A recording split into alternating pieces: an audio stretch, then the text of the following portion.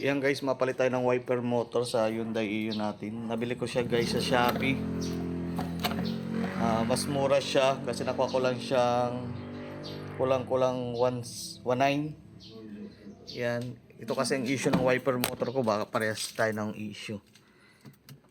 Yan, pandarin ko lang. Yan, pag pinandar mo siya, maingay na. Yan guys, nabaklas ko na. Kailangan natin tanggalin itong wiper motor. Yan, tinanggal ko na itong switch. Itong socket niya.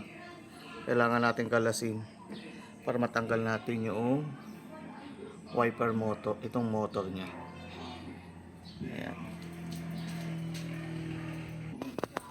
Yan, para matanggal nyo ito guys, motor niya, kailangan tanggalin itong 4 na tornilyo. Yung 4 lang na yan para maikabit nyo yung bago.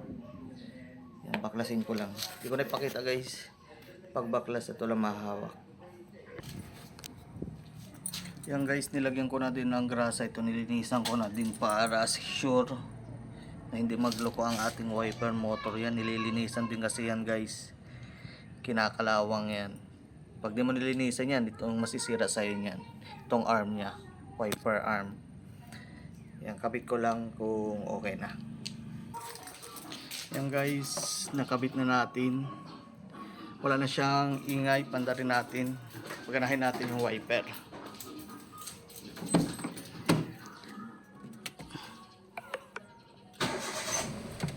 Yan. Yan, gumagana na siya. Wala na yun maingay. Yan, kaya kung yun ang issue guys, palitan na yun ang motor, hindi yan na-repair. Yan, yun lang guys. Pakita ko pag yari na. Yan guys, naikabit ko na. Then pandarin natin ulit. Try natin. Yan, wiper motor natin na bago.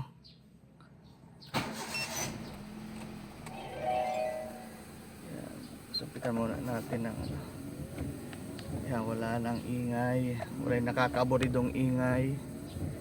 Maganda na din ang swing niya. Palitan na din ang wiper. Ito yung mabilis, medium. Yan, ito yung pinakamabilis. Yan, ayos na. Salamat Shopee. Yan lang guys, sana nakatulong sa inyo. Yung link ng binilang ko guys, lagay ko na lang sa video. Peace yo, sign out, Motobi. Peace yo.